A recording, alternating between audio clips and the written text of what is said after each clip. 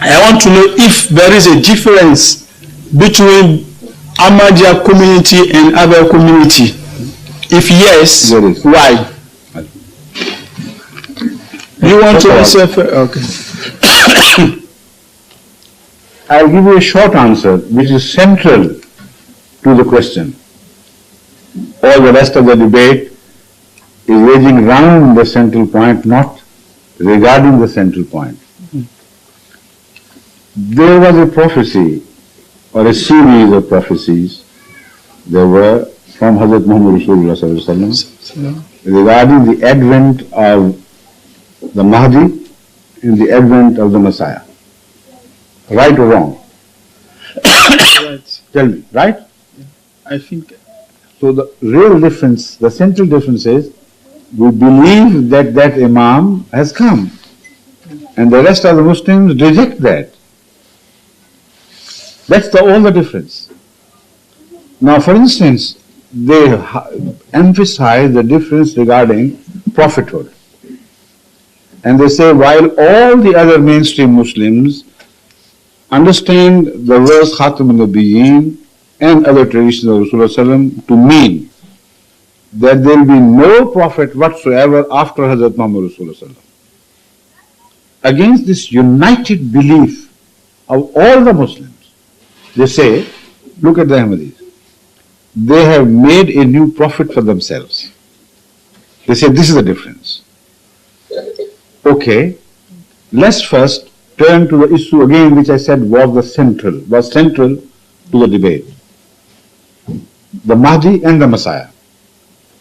Let us hear from them who blame us of having invented a new meaning and attributed it to Khatme Nabuwwat, and understand what their view about this is.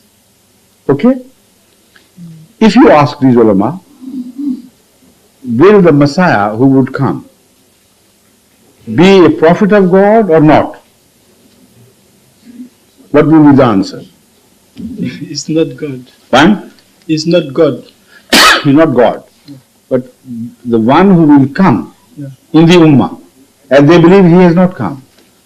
But if you ask them, will he be a prophet of God or not, what do you think would be the answer?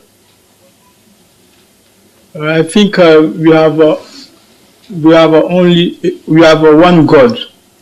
I'm not talking of oneness of God or reality of God. Yeah. Please try to understand. I know it's difficult for you to fully understand English, but I'll make it easier.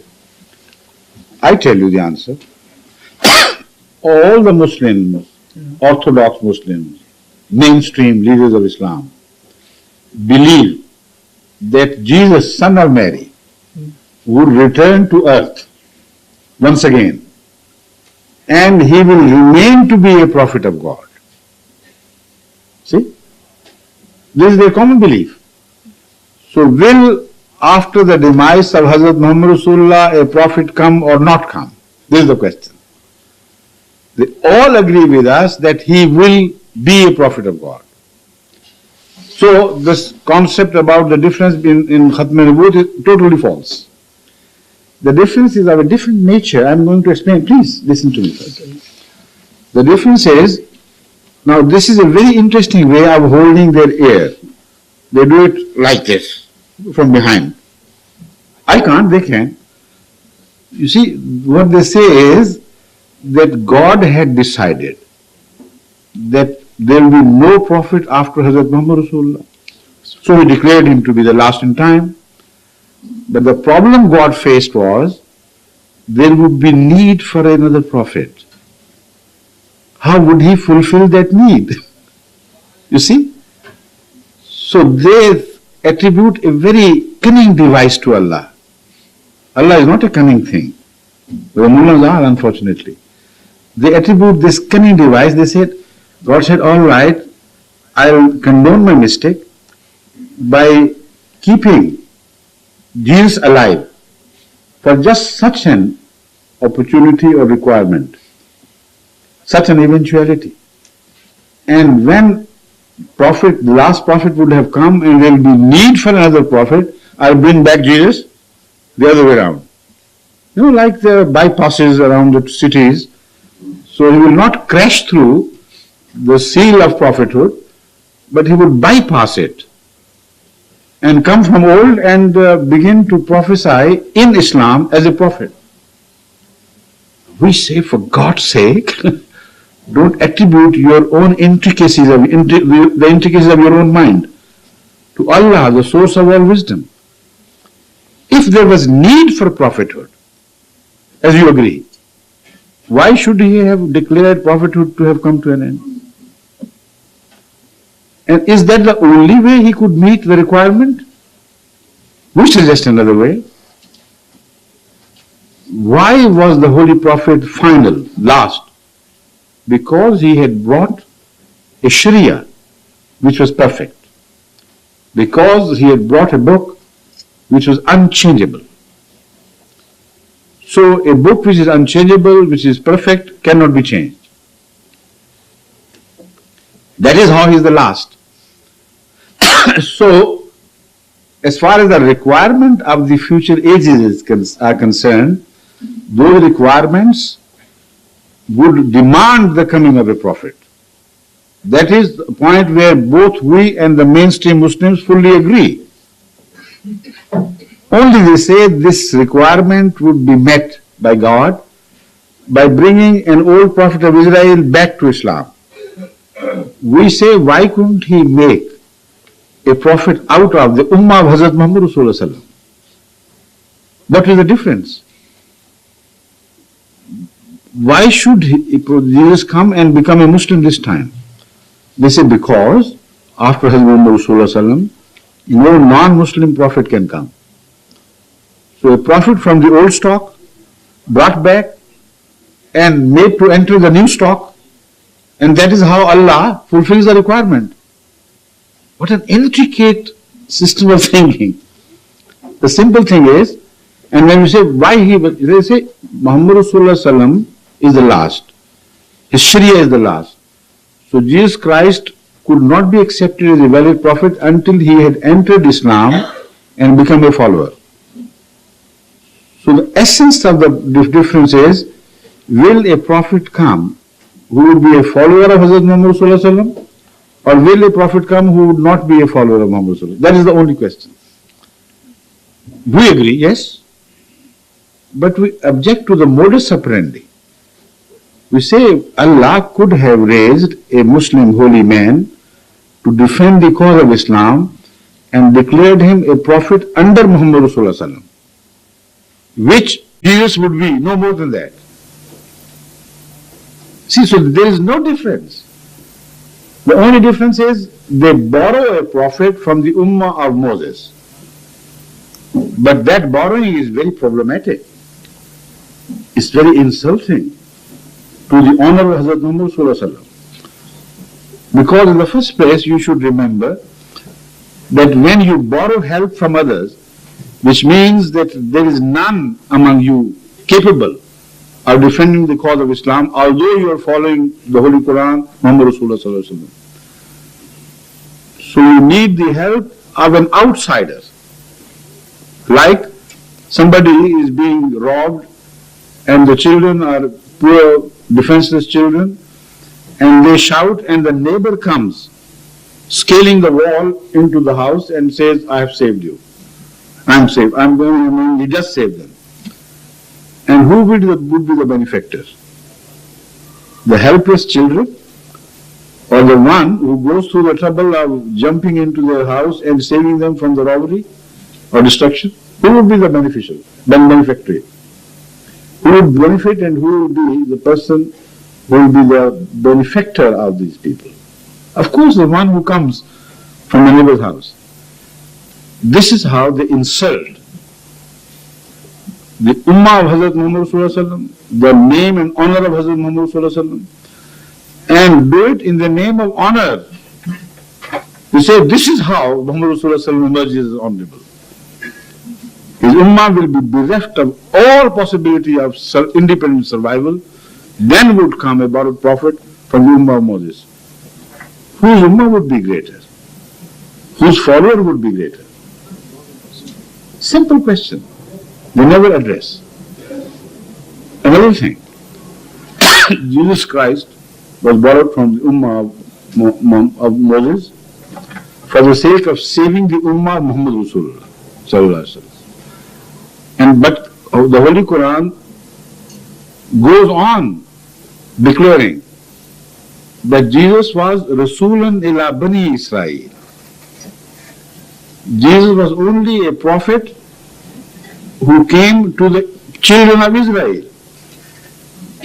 So are all the Muslims children of Israel? When Jesus comes, the old one, if he comes, the first question should be raised by the ulama and the Hafaz Quran particularly. Look here, we read this in the Quran, that you are a prophet only for the Israelite people. What business have you got to do here with us? Go back to Israelites. Maybe you better land in Israel rather than in any Muslim country. So these are the problems which are insoluble. They have no answer for this. On the other hand, we point out that the Holy Quran itself has resolved the problem for us. Why don't you read other verses of the Quran concerning the same subject of finality? On the one hand, Muhammad Rasulullah is mentioned as Khatme Nabuwwat. Agreed, there is no doubt about it. On the other hand, in Surah Nisa we read, وَمَنْ يُطِعِ اللَّهَ وَالرَّسُولَ فَأُولَٰئِكَ مَعَ الَّذِينَ أَنْعَمَ اللَّهُ عَلَيْهِمْ مِنَ النَّبِيِّينَ وَالصِّدِّيقِينَ وَالشُّهَدَاءِ وَالصَّالِحِينَ وَحَسُنَ أُولَٰئِكَ رَفِيقًا. مَنْ يُطِعِ اللَّهَ وَالرَّسُولَ, whoever obeys, not believe. You have to believe in all prophets. Here is the question of obeying. Whoever obeys Allah and His Prophet Muhammad Rasulullah, from now on they will be the only people who will be blessed by God with favors. It stops there, but the verse still continues. It says, sir, what favors? Minan Nabiyyin.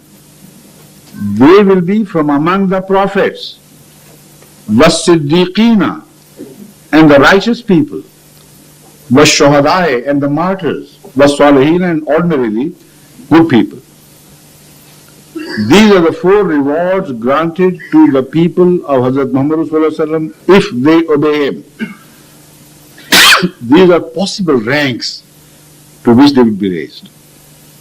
So when God had already said it, that my making a prophet out of a perfect follower of Hazrat Muhammad Rasulullah is not forbidden despite my declaration that he is Khatme Nabuwwat, then who are the Maulvis to object to this and say, no, God couldn't make a prophet out of the Ummah, so we have to borrow it from the Ummah of Moses.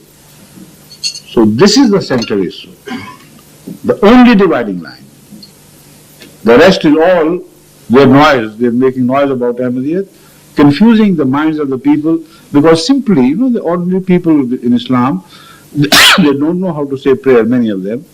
They don't know how to act righteously, to abstain from dishonesty, etc., but they know that they must love Muhammad Rasulullah. That must go to their credit. And they exploit their love by saying another person has come who has robbed Muhammad Rasulullah of his honor. When they hear it, they can't understand what is being said. They suddenly, are worked up into high pitch of emotion against Ahmadiyyat and the claimant the founder of the Ahmadiyyat. This is no normal, sensible way. Look at the issue as I have re-explained to you. The difference is not that, what they claim. The difference is only in the understanding of the promise that someone would come. His name would be Messiah, son of Mary, right? So this is the debate. Prophet he would be. Whatever way you understand the nature and the identity of the promised Messiah, this thing is common to all of us, that he would, whenever he comes, would be a prophet of God. Correct? Now, if we prove from the Holy Quran, clearly, without a shadow of doubt, that old Jesus is dead. The Jesus of Israel, the follower of Moses, is no more. Then how would you treat these prophecies? Exactly as Jesus treated the prophecy about Elijah. How similar they are. The Messiah of today and the Messiah of the old. He said, I know it is written in the scriptures that Elijah would come before I come, but he has come in another name, in another form, spiritually fulfilling the prophecy. It was St. John, Hazrat Yahya, who according to Jesus was fulfilled the promise of re-advent of Elijah. So we say when the Holy Quran categorically declares Jesus to be dead, the only possible option for us left is to treat this prophecy metaphorically and not literally. But as far as the prophethood is concerned, there is no difference. All agree that whoever he is, Jesus, son of Mary, who is to revisit us, whether he revisits us in the spiritual revival, in his qualities and character, or he is to revisit us personally, irrespective of this question, all agree that the promised Messiah would be a prophet of God. See? So the difference about Khatme Nabuwwat is all false, cooked up affair. It has nothing, no reality in it.